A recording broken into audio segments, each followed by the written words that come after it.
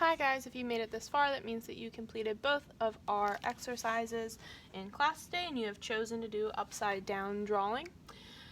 In order to do upside down drawing, you do not need a physical object to draw from like our other objects, but this time you do need to go grab a paper. On the workbench there is a stack of papers that have this image on them. Please go ahead and grab yourself one and then come on back, have a seat so we can get to work. In addition to a image or this paper, I don't require, but I suggest grabbing another sheet of white paper so you're able to cover part of the image. I think it makes this activity a lot stronger. Okay? For this activity, we are again going to be focusing on contour line. So contour line, if you haven't picked up on it yet, is a line that defines a form, so no value, but does define details and the form of any edge, right? So no texture, no value, but the form of any edge, okay? So you're starting with this photograph or this handout. Please make sure that you are looking at the handout upside down. Do not look at the handout right side up. It must be upside down, right?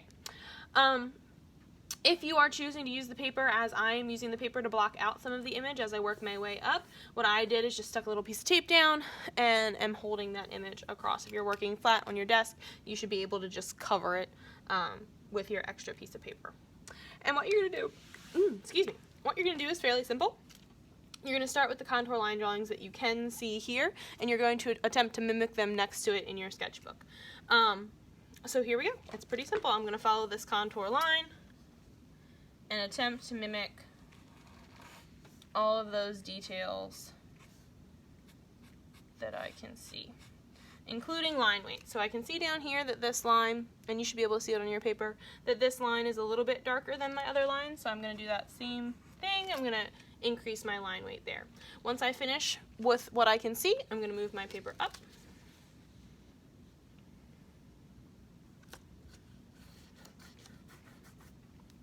And then continue on. So this is where I was.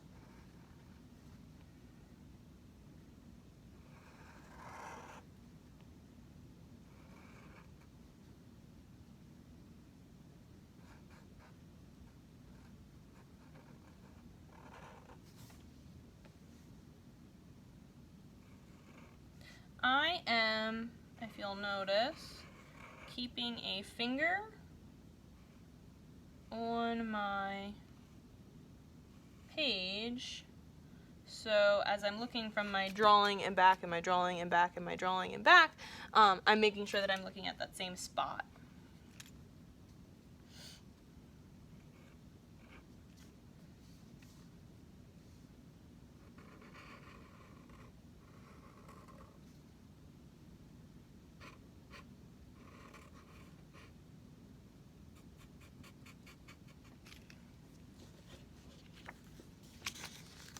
I'm going to continue my way up. Whenever I'm moving the paper, I'm only moving in a small amount just to get a little bit more, my tape's not sticky anymore, just to get a little bit more detail as I go.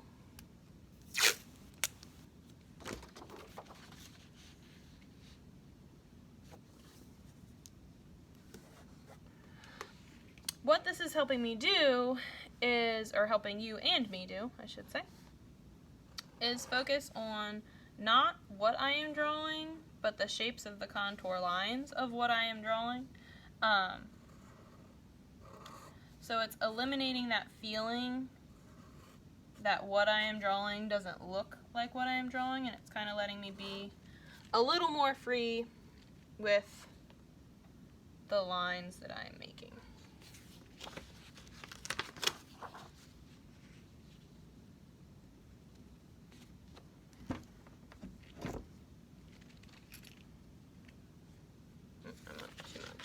Down a little bit more. Again, I do highly suggest using the paper only because it helps you reduce what you're looking at even more, so that you're not going to get overstimulated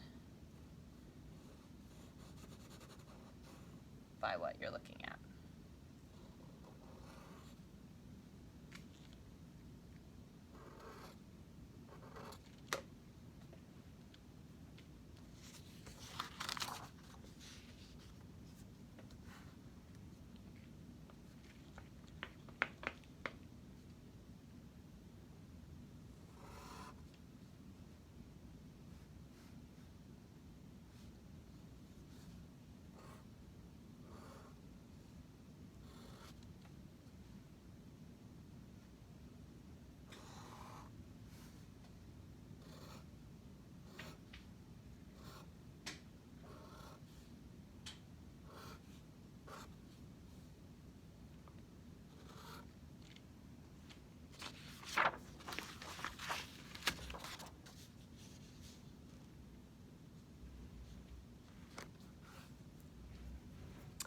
basically you're just going to continue your way up the page until you're out of page.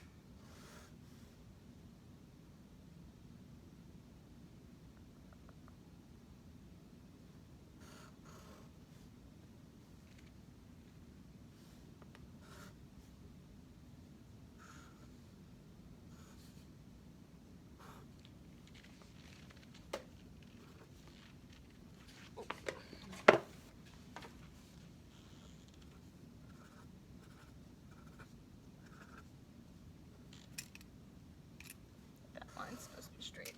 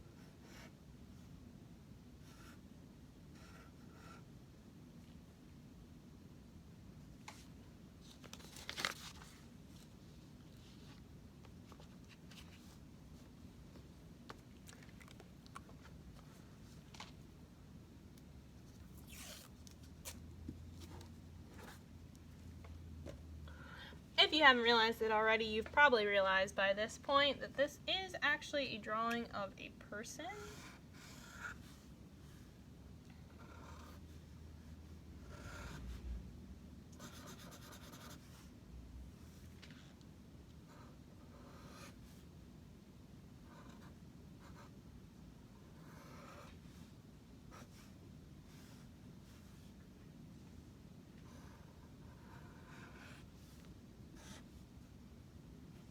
Again, I'm not stressing myself out about whether it looks like the person it's supposed to look like.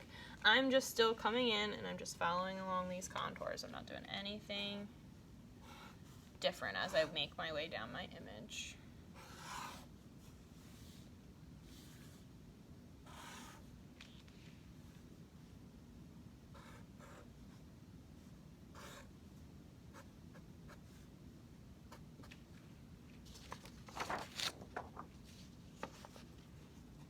I'm starting to run out of page, so this is probably the last few that I'm going to be able to do.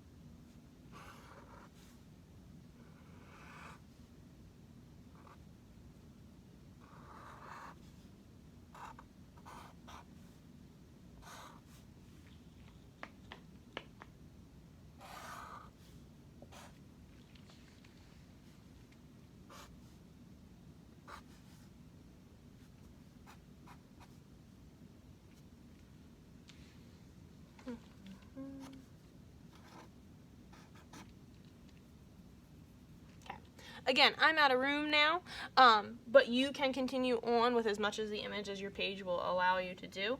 This is a technique that you can apply to any type of observational drawing that you're trying to do, especially if you're working from a reference image. If you simply flip that reference image upside down, sometimes it can help you visualize the object without stressing about whether that object looks like what it is supposed to look like, which gives you a little bit more freedom and a little bit more confidence. Again, it's a great thing you can do if you're not as confident in your observational drawing skills. We started up here, worked our way down. All we simply did was copy those contours. All right? Go ahead and give it a try. This is the only activity that you only need to complete one of, because we only have the one image of the man. All other activities you must complete 3 drawings, so keep that in mind. All right? Thank you.